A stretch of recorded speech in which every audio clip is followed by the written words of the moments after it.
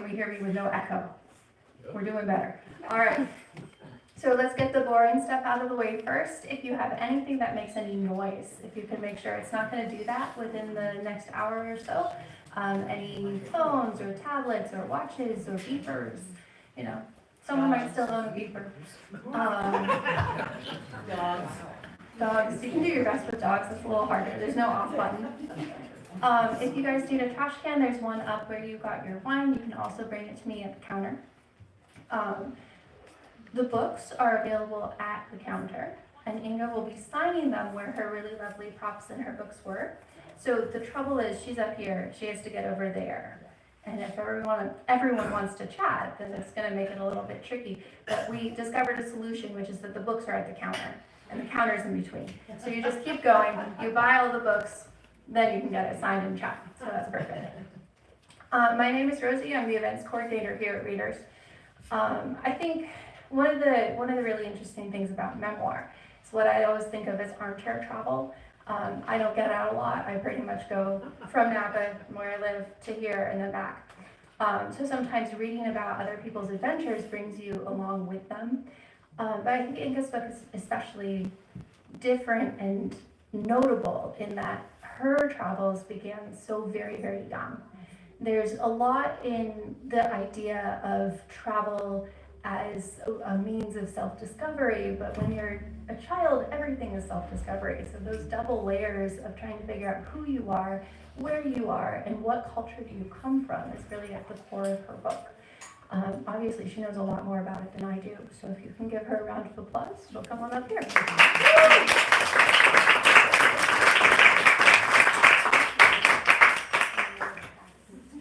Thanks so much for Readers Books for inviting me. I'm really happy to see so many familiar faces and so many friends, so thank you so much for coming out tonight.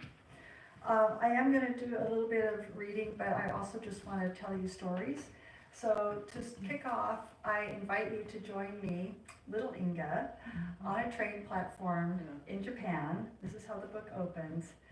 I am 4 years old. Back in 1961, some of you may remember that just about any time you left the house was an occasion to get dressed up, right? Go to the doctor, go to the store. So we were traveling, so of course I had my black patent leather shoes, my lacy white socks, a little sailor dress outfit. Mom had her pencil skirt and high-heeled shoes, and we were ready for adventure. So she's a little nervous. Nobody in 1961 speaks English except for a few people in hotels. There's no signage in English whatsoever, so we really have no idea if we're on the right platform or not. So she has a little scrap of paper that the concierge at the hotel gave her, so she tugs on the sleeve of a man and he nods that we're in the right place. So the train pulls up, the doors fly open, everybody pours out. It is Japan, so it's pretty polite.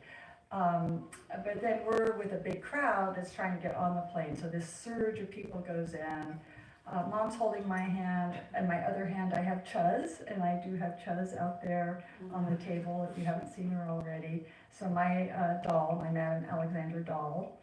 And somehow I lose Mom's grip, and she ends up in the train, and I'm on the platform. And I've seen these trains come in, the doors fly open, they slam shut, and they take off. That's it. So all I can think is that Mom's going to be carried away, and I'm going to be left on this platform, and what is going to become of me?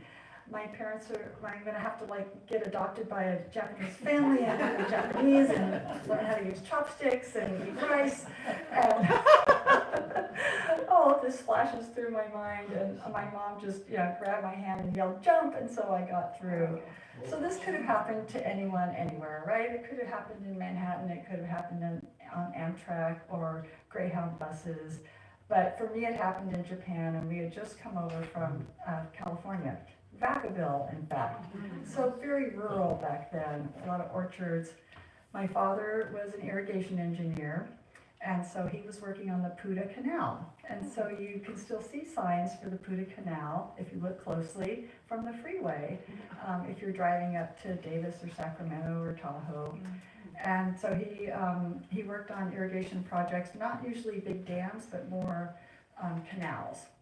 So he was already at his job site for our first overseas post as a family. He had already had an overseas post in Afghanistan when he was on his own for 4 years before he met my mom. So we were on our way, but Mom was taking a couple of weeks for us to vacation, and she was, pretty brave to take a 4-year-old by herself, but she had been a flight attendant, so she had an adventurous streak as well. So I wonder what your mind might have jumped to when I said we were going to our overseas post, where you might have imagined that we were moving to.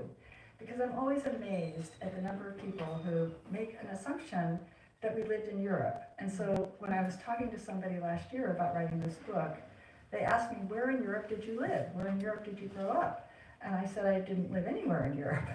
They didn't seem to have a big need for educated irrigation engineers in Europe. I'm sure they had their own. So my father worked for an international company, and our jobs were in what we now call the global south. So places that were looking for expertise. So we were moving to Lahore, West Pakistan. I kind of flub the pronunciation all the time. I never know whether it's going to come out Pakistan in the American way or Pakistan, so I kind of just can't predict how that's going to work. But we were going to Lahore, and so my mom and I went through Japan, and we passed through Hong Kong. I was getting a lot of sensory input. This was really different from Vacaville. So by the time we got to Lahore, I just didn't know what to expect. And so it was, we stepped off the plane. It's really hot. It's really humid. Lots of smells. There's jet fuel, and there's open sewers, and there's cooking smells and kerosene, and a whole blend. And there were women in Purda. It was a Muslim country. It is a Muslim country. And so there, there's all different words for the clothing that's worn in the Middle East. But in Pakistan, we called it Purda, when the women were covered from head to toe in the black robes, and all they had was a panel with little dots poked through them that they had to look through to see, probably not very well. And the men wore the loose pajama bottoms and a long tunic, and we heard the call to prayer 5 times a day. That always just formed the backdrop. And so if you think about when kids develop memories that they remember later in life, it tends to be around 3.5 or 4. So for me, those were the memories that I formed of my earliest childhood. I barely remember anything of Vacaville now. And what I do remember is probably some blend of the photos that we have and then stories. I probably don't have any true memories of those times. So for me, that became home. So this was really an idyllic time in Pakistan. Pakistan probably also brings up all kinds of different thoughts that you may have heard about in the news or impressions that you've had over the years. During that time, it's important to note that the country was only 14 years old. You have to go all the way back to India, partition, when Pakistan was carved out of India. And so the country was very young. There was a lot of optimism. A lot of the people there, the diplomats and the people working for NGOs, there was just a lot of excitement about what could be done in this country. We were very highly respected. People wanted us there. And there was a thriving expat community. So it was a really nice place to be. And I went to an American school. And one of my favorite memories of Pakistan was going up to Kashmir, a truly beautiful place with Dal Lake. The foothills of the Himalaya are there, so not the big jaggedy peaks like Everest, but the lower mountains that remind me a little bit maybe of the slopes around Tahoe where it's forested, and the lake is really nice. And they have a lot of houseboats there that were left over from the Raj, the British Raj. So the intricately carved wooden panels for all the walls, and the doors, and luxurious fabrics and silks. and we went up with some families, and there were some steps that led down from the boat, and a smaller boat would come along, these shikara boats that were, they're like little gondolas. So they would have a boatman in the back with a really long paddle, and my friend Chet and I, he was about my age, we would go and sit in these little boats, and would get paddled around, and they had the most enormous lily pads. They were so big, and we were so small, that I just knew that we would be able to, jump out of the boat and walk across to the shore, but we didn't try that. So that was a really wonderful time that we had there. And then about a year later, this is getting towards the end of our tenure in Pakistan, about a year later, there started to be some friction between Pakistan and India. Does that sound familiar? We just had one of those, didn't we? So in 1965, this wasn't the first and this wasn't the last time that India and Pakistan would have an issue. And so there was fighting that started. We could hear gunshots and we could hear cannon, but it was all pretty distant. And I don't know if it was just because I was young or the impression that we had. I asked my mom a few years ago before she passed away, and she thought about it for the longest time, and then she finally said, I don't remember us being worried. I don't remember us being anxious or just trying to protect you. I just remember it being like, oh, well, they'll get this solved soon. And she said, I think we just had a really naive sense that either the company would take care of us or the US government would take care of us, and that nobody would allow anything to happen to the Americans.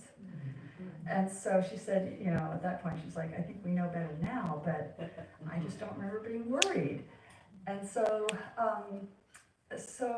at one point, my dad started hearing that they were bombing the railways. So we lived on an American compound. It was encircled by a concrete wall. And on the other side of the wall from us, we lived, like, when our house happened to be right next to the wall on the interior. On the other side was the railway. So my dad got really worried that we were no longer safe. So we banded together with a few other families and went to stay with a family who lived outside of the expat compound. And even then, I remember hearing the sound of the fighter jets and the gunshots at that time. And it wasn't until we got our evacuation notice that things got a little bit anxious, because that's when we realized that only the women and children were going to be evacuated, and all the men were going to have to stay behind. So my mom realized she was going to have to navigate getting out of the country to wherever we were going to be evacuated to, which ended up being Tehran. Tehran was our safe haven.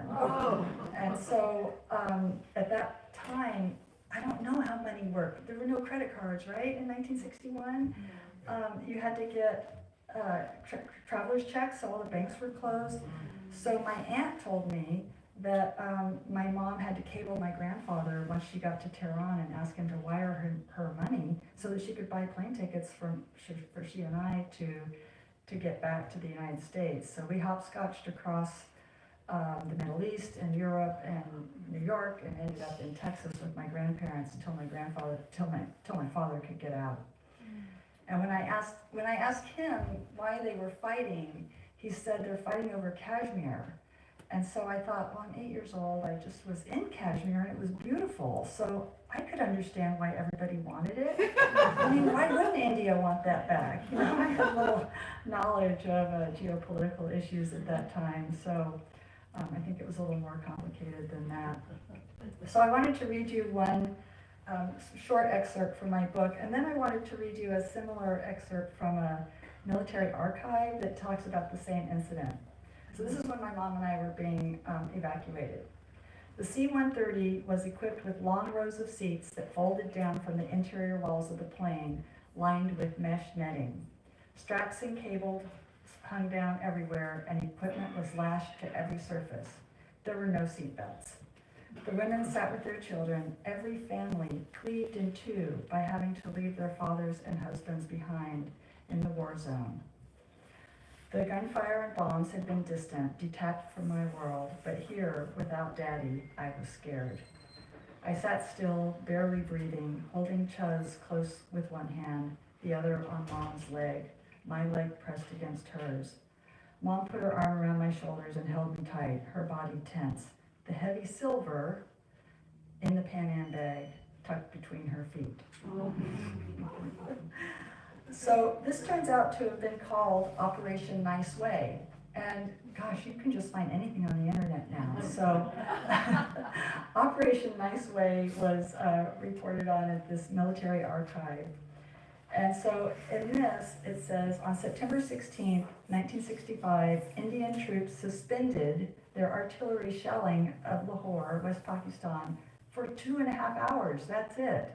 So the American government had negotiated with both sides to suspend operations until they could get the Americans out.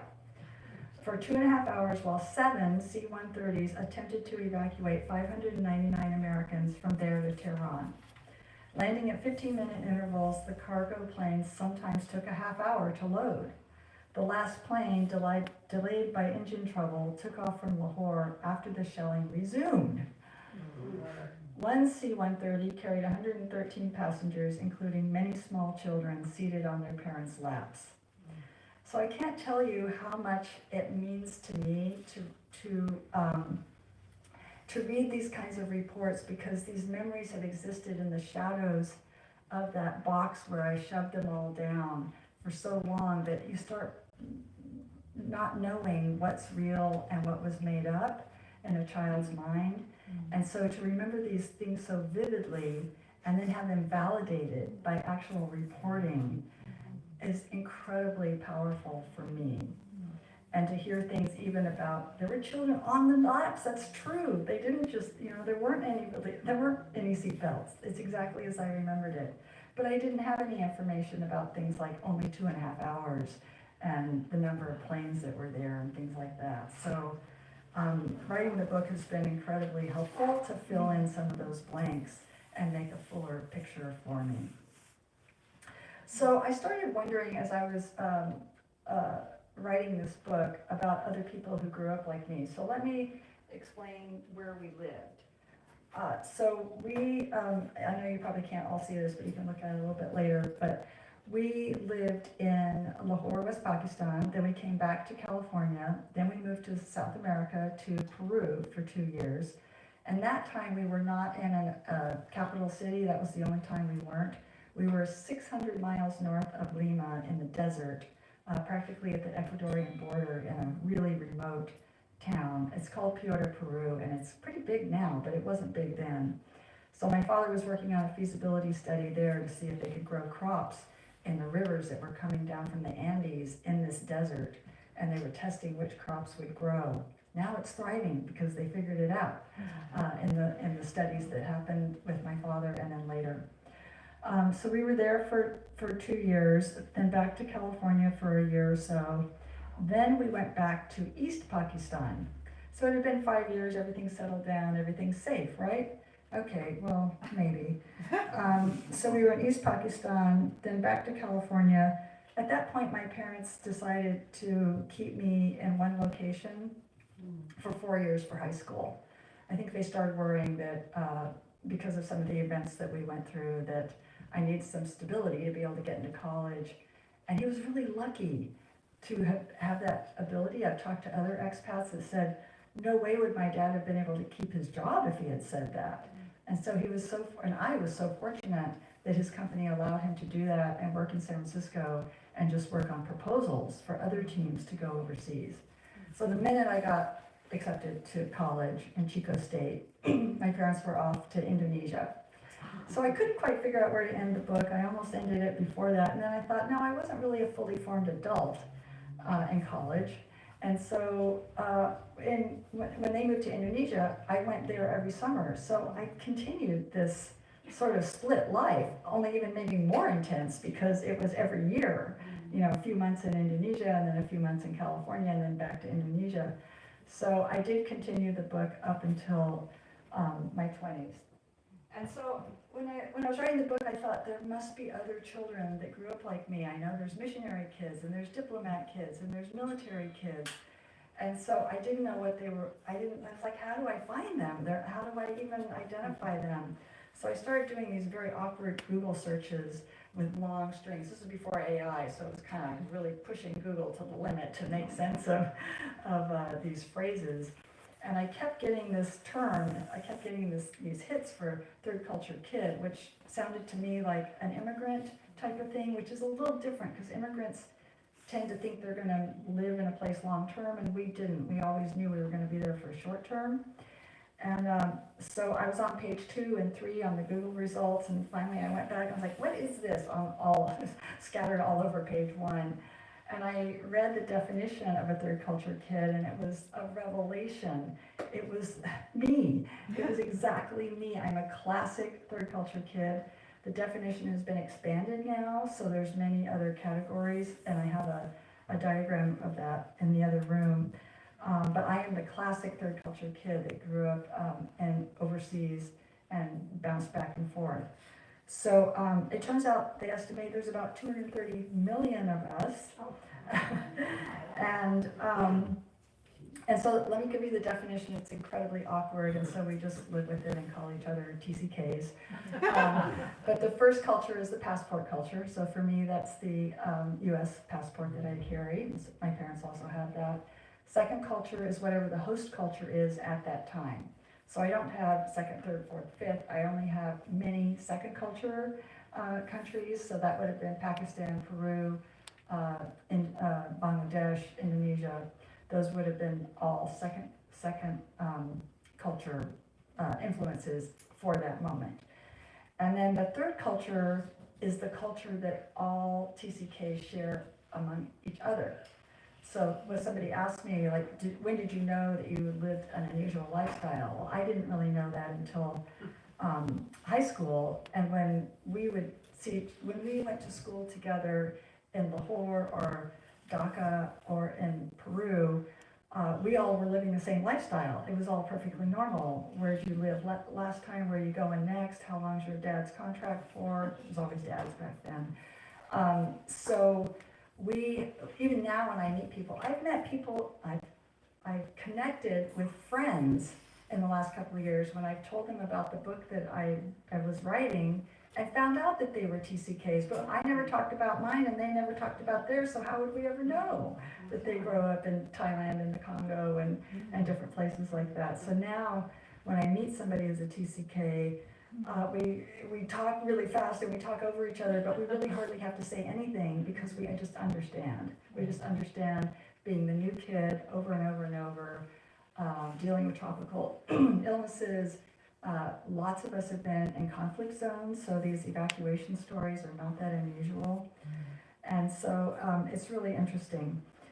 When there's more I want to tell you, but I can't because we don't have time, and you can read about it in the book. But my research also took me, towards the end of the book, to a whole bunch of different areas of psychology and sociology. So I looked at childhood trauma. I didn't really think I had childhood trauma because I didn't have kind of the classic childhood trauma that I think of. But it turns out that there's kind of a type 2 trauma that can happen over and over, all these separations, all these leaving my friends and never seeing them again, some of the even more violent things that I saw, and another situation I'll tell you about in just a minute.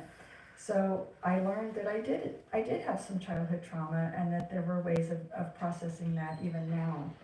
And also the science of loneliness. You know, we hear a lot about the epidemic of loneliness and belonging, the study of belonging and what that means, what the importance of community, and different aspects like that. So when I thought about did I have trauma, the event that always comes to mind is the place I haven't talked about yet, and that was moving back to East Pakistan. So now we're on the other side of Pakistan. A lot of the beginning of our time there was just what I described in West Pakistan. A lot of optimism, a lot of young people making their mark in their careers, whether they were diplomats or whether they were working at NGOs. Lots of excitement about what we could do to help Bangladesh, or East Pakistan as it was called then. It's basically a delta. It's a marshy area, and it gets hit all the time by cyclones. And so this is also a continuing theme. I think we just had one a few years ago in that area again. So there's a lot of interest in how we might help control flooding and that sort of thing. So a whole series of events that I don't have time to cover led to some discontent that the East Pakistanis had towards West Pakistan. The seat of government had always been in West Pakistan, where we had been before. And so they had had a cyclone. They didn't think they were getting the aid. They really only got aid from the Western countries. They weren't getting aid from their own country. And then an election that should have been postponed but wasn't.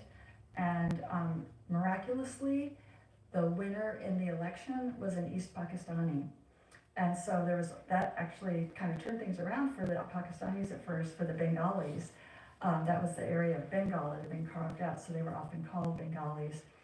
And so, so there was some excitement there for a moment until it became clear that West Pakistan was never going to accept those results. It's just as if it never happened.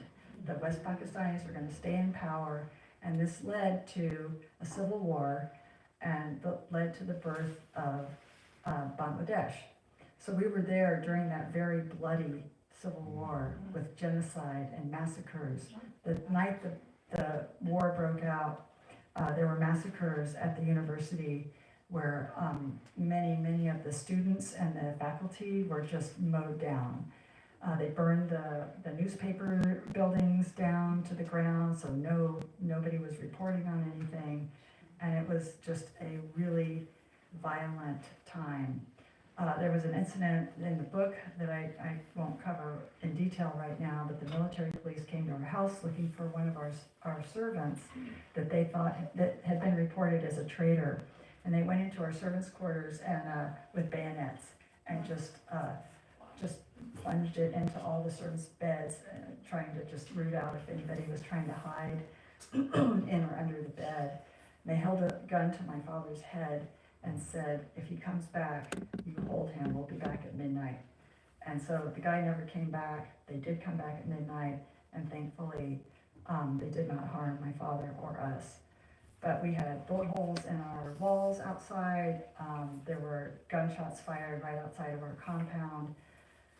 And there were lots of things that I saw and lots of things we heard. So I want to read one more quote from my book and then another excerpt. So, so this is, we're in our house and we want to see what's happening. So, we crept silently up the darkened stairwell to the roof of our house. It was past curfew and the fighter jets had been flying overhead for hours. I stood outside, feeling the rough concrete with my toes while my eyes adjusted to the dim light. Tiny bats swooped around my head, casting eerie shadows from the moon hanging low in the sky. I leaped back when I felt puffs of warm wind from their wings across my cheeks.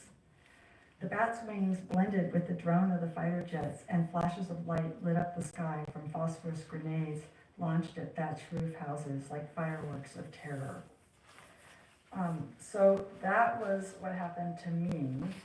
And then the other excerpt I'm going to read is from this book called The Blood Telegram. The top diplomat at the time happened to be named Archer Blood, and he was the one responsible for sending telegrams to Nixon and Kissinger, letting them know that the war had started.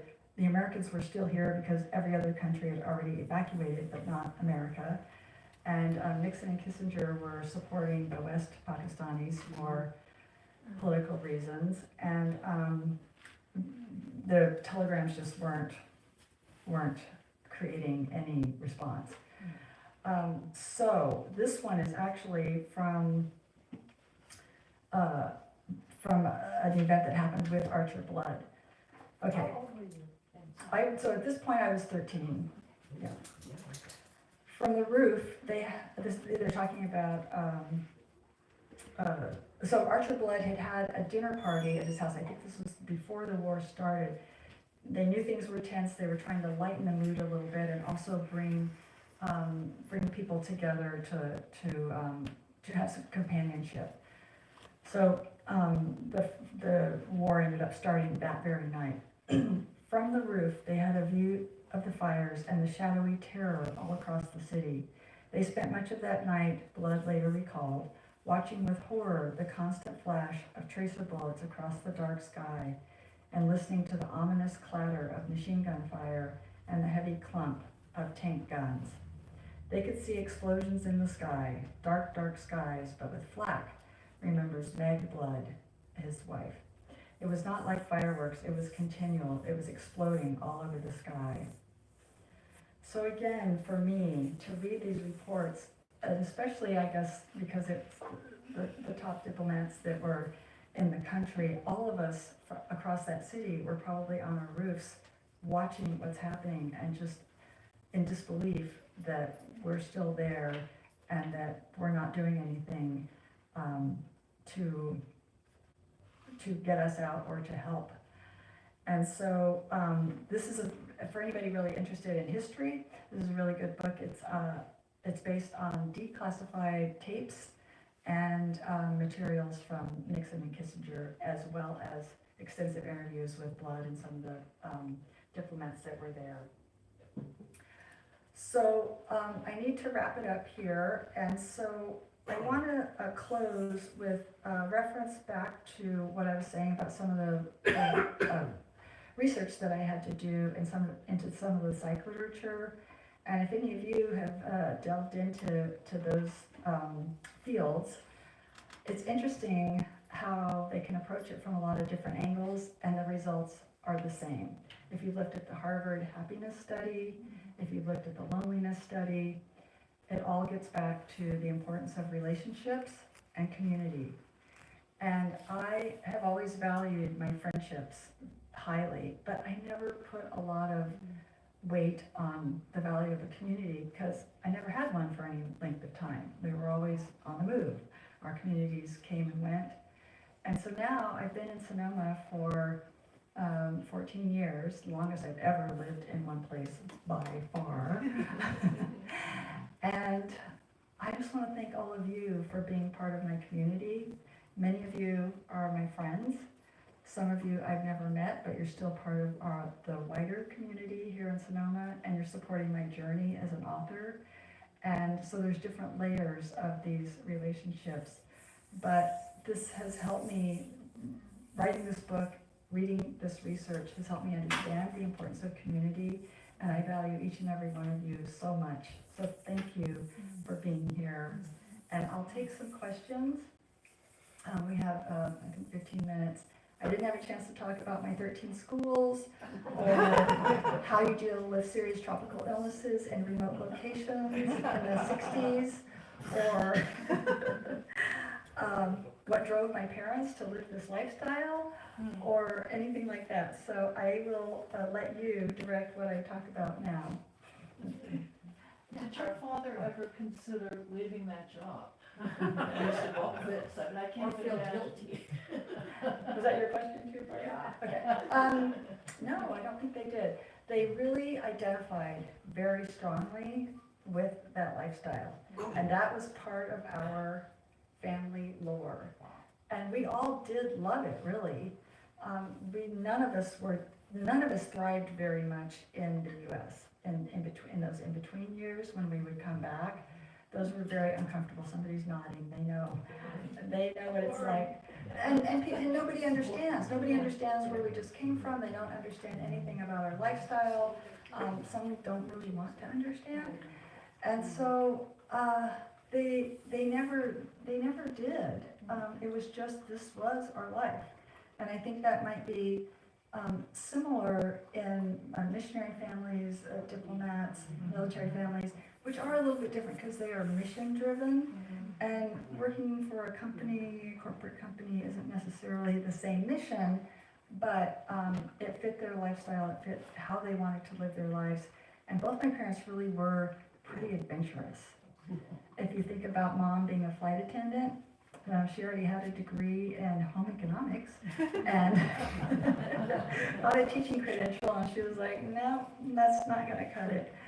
And then Dad could have easily continued at his very first job at the USDA in Colorado, but he saw a little tiny notice on a bulletin board saying there was an overseas job for single men, apply, and he applied, and next thing you knew, they sent plane tickets and he left. I mean, that's how things happened back then. So, yeah, So how did your parents meet? so Dad, as I mentioned, had worked his first overseas job in Afghanistan, so he would have been in his 20s then. And Mom was the flight attendant. She was not working at the time, she was on vacation, but in Spain. So she had gone skiing and broke her leg. And so, as they like to say it, Mom was trapped in the lobby because she couldn't walk. And Dad hadn't seen a woman in like 4 years.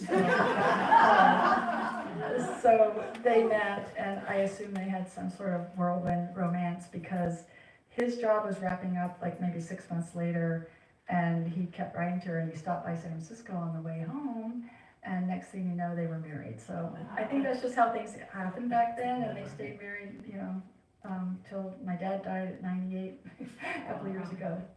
Wow. Yes. Inga, I'm wondering, from your early experiences, how becoming an oncology urgency room Mhm. nurse might have been what you could describe, whether your early experiences influenced your ability to handle, Mhm. again, emergency type, traumatic type experiences as an adult. Well, I did go into nursing with the idea that I would be able to work overseas.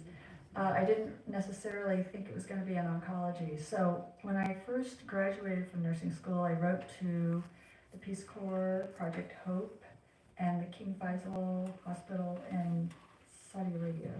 Saudi Arabia?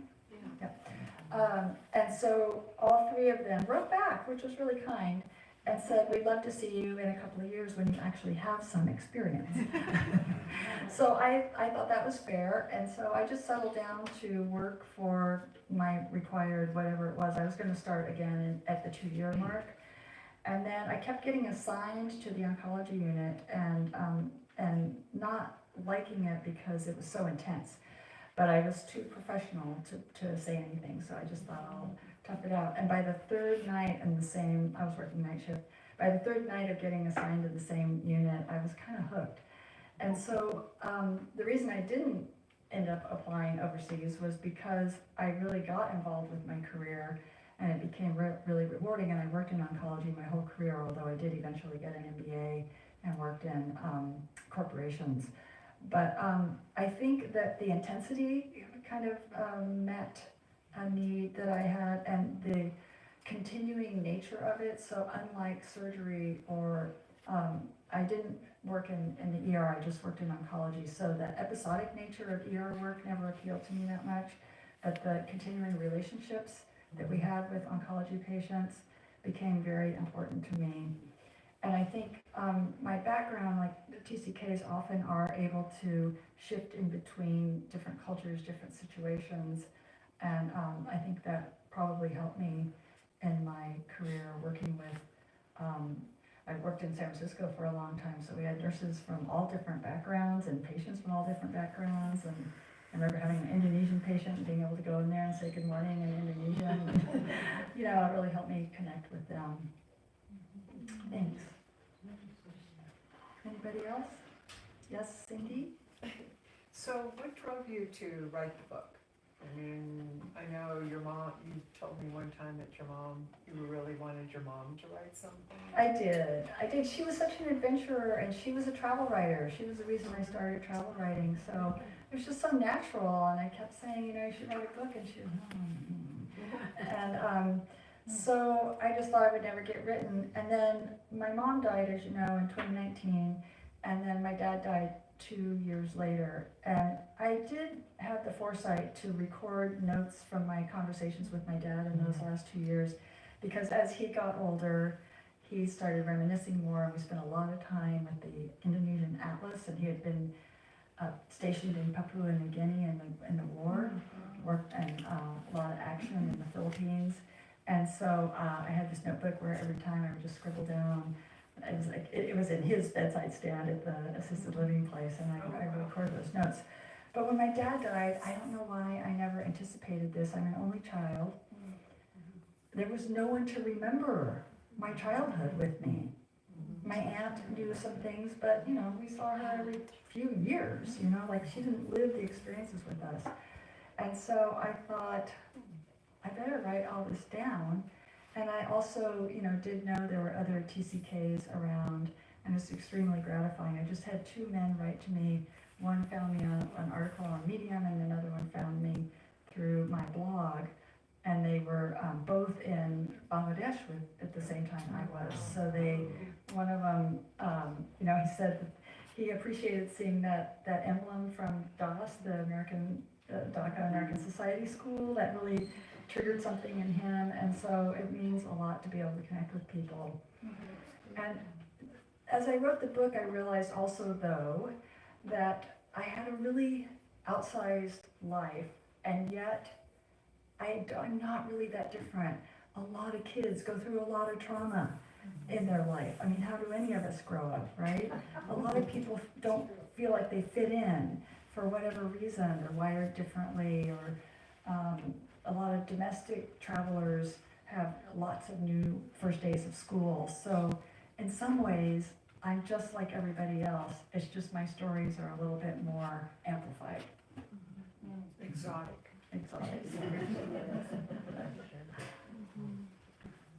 Knowing what you know, having grown up that way, if you had small children, would you ever have that kind of life with them? Mhm. You would, even in things. I would, because you know, I only had 20 minutes I had to, you know, give you things that were pretty exciting. So those were really exciting, but there were just a million wonderful moments also. All the things, if a friend came and told you, we're going to move to France with our 2 young children for 3 years, I mean, wouldn't you just go, oh my God, what an amazing experience. You'll be able to learn another language, they'll be able to learn about cultures and see new places. And we had all that.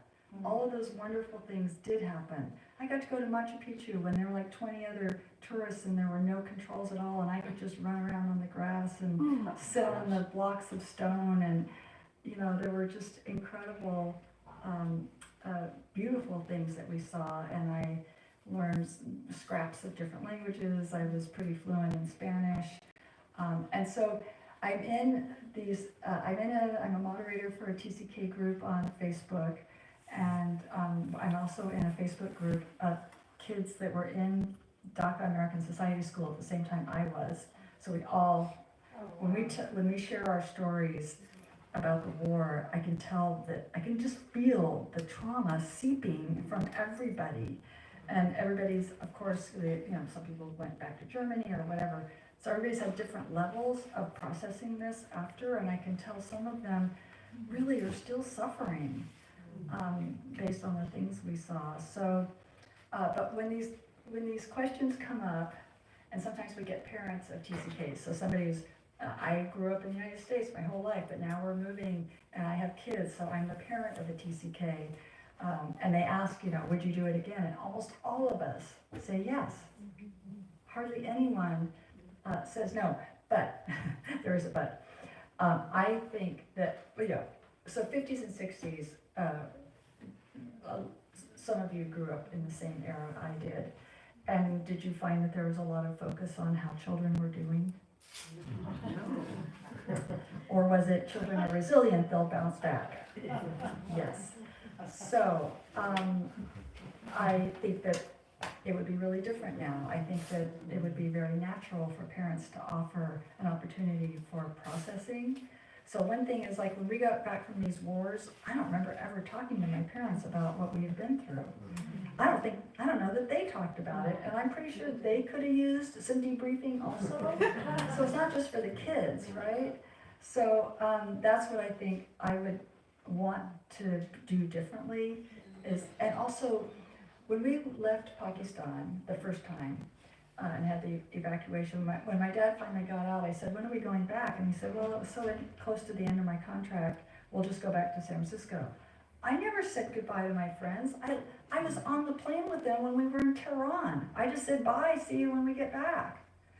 And so I didn't have there's no email, internet back then, no email. None of us had addresses, permanent addresses. I had to use my grandparents' address for a permanent address. So I never saw them again, I never saw my teachers again, I never saw my school again. And so now I think there would be many more rituals perhaps among some families to honor the transition, to honor the friends that were left behind, and have a process for starting fresh. Cindy? How long was your dad's, what do you call it, a station or, the term, how long did he stay at each place? About 2 to 4 years. So normally the 4? contracts were 2 years. Okay, And so anytime that we stayed longer than that, it was because the contract got extended another 2 years. okay. And so that was the routine in my dad's company. And in some other places, other jobs, like missionaries, I think sometimes are in places for a really long time. But for a lot of the corporate jobs, I think that was fairly common. Did your dad have choices as to where he might or He might did. not like to go? He did. And so for whatever reason, they had stated, maybe it was just their interest, they had stated that they preferred not to go to Africa. And so that was not a place we ever went. And as I mentioned, they also gave him the opportunity to not go overseas for those 4 years. So the company was pretty flexible with us, and that wasn't always possible with different organizations. Of all the places that your family lived, was there one that your parents were more in tune with, that felt more at home, or for you and the family as a whole? Yeah, but it was different. So my mom loved Peru. And I had a lot of issues in Peru, a lot of health issues and other issues. And so I had a concussion and I was unconscious for 3 solid days. I had typhoid fever, I had my appendix out, I knocked my 2 front teeth out, I had a staph infection that required a drain. It was just, endless. And so I did not have a happy time. And I was enrolled in a Spanish-speaking school, and I think I was a little too old for the immersion technique, so I don't think I learned anything for 1 year. But after that, I got Calvert Correspondence School, and oh my gosh, I was an intellectually curious kid, and I just soaked it up. And I think I zoomed through all the books in like a week. So my mom lived Peru. I liked Pakistan and Bangladesh when we were first there. But I think for all of us, our favorite was Indonesia. It's just such a wonderful place. As many of you know, I just spent a month there, and I've been back many times. And so it's the people are wonderful. It's tropical. It's easy. It's culturally very interesting because it's 17,000 islands, and all inhabited islands have their own culture. So you could spend a lifetime getting multiple PhDs. Yeah, Marcy. How do you now define connectedness? What is connectedness for you now? Well, is there a fancy AI generated? For me, it's relationships with friends. It's making time for friends. And it's being there and being loyal. I always have valued being a loyal friend, and I have valued loyal friendships back. And I would say one thing that has changed a little bit from reading this book, and COVID changed things a lot also. So one of the things when we came out of COVID is I had become kind of a hermit, even though I'm pretty extroverted. And so I found myself like being exhausted being with people. Did anybody have that experience? I had to kind of like relearn how to be in a group for more than half an hour. I'd have to come home, lie down, go to bed. And so I had this mantra: put people first.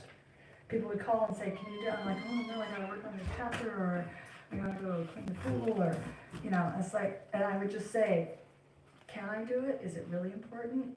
Probably not. Put people first."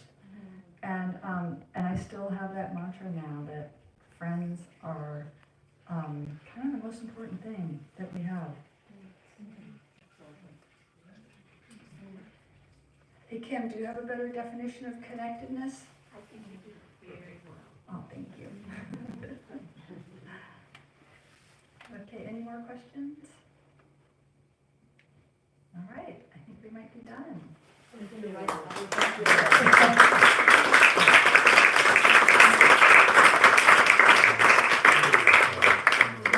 Thank you once again for being part of my community and for being here tonight to support me.